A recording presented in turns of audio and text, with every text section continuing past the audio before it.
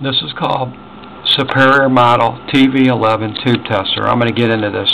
The first thing you want to do if you get one of these is, well, you can check the capacitors, but I replaced this capacitor here and this capacitor. There's only two capacitors in it, and I replaced the Selenium Rectifier with the silicone diode. As long as everything works and all the switches are in there and all the resistors and potentiometers and all that work, and it's within specs, that's really all you should have to be done to this to bring it back up.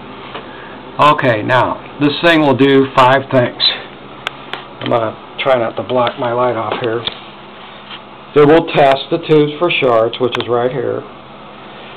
It can test them, quality check the tubes. You can noise test the tubes. You could check pilot lights with this. That's where you check the pilot lights are, and adjust the voltage with the filament adjustment. And you can check right here condensers for leakage. That's what the Selenium Rectifier is in there for, I think, to test for use this. So that needs to be replaced. Now there's a couple things you need to know. The first thing is you need to really read the instruction manual, and this is what tells you right here. When you get into the tube chart, there's a little thing which says it talks about shards. Well, when you flip the filament switch, the shard light's going to come on. It's in the instruction manual. That's one thing you need to know. The other thing you know is a TC. That's this switch. Top cap right here. When you turn this, never turn the switch on unless you're attaching. It's going to make this hot, and you could get shocked. Especially if this isn't insulated real good. I would even cover that up with electrical tape or something, just to be careful. So there's 5 things that it does. I already checked all this. This one's been calibrated. After I rebuilt it, then you want to calibrate it. So it's been calibrated. Everything's set. There's 4 documentations for this tube tester that I found. First of all, you need the roll chart. So that explains how to set the tube tester up.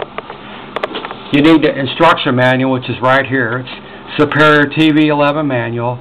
There's supplemental tube inflammation, TV-11 supplement, and then there's a whole book about, it's called Superior 11 How To. So those are the 4 things you need to learn, and you need to read all this really good. This will tell you, like for instance, this will tell you that this thing will test multi-purpose tubes. You know, like a 12AX7, how to check them. Well, it's listed, if you got a multi-purpose tube, in the roll chart, it's listed twice. You just change a couple switches around.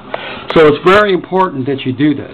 Now I'm going to go over this. This is some of the controls. This sets, you can test shards. Some tubes are special. That's the test shards. That's adjust the line voltage. This adjusts the filament, the load. You have to read the manuals.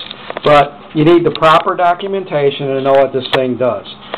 And, it's a pretty good tester for emissions, and it's about 90% accurate. You can't match tubes with it, but it's a good tester, and it's pretty easy to work on. And you should be, for the money, you can't beat this thing.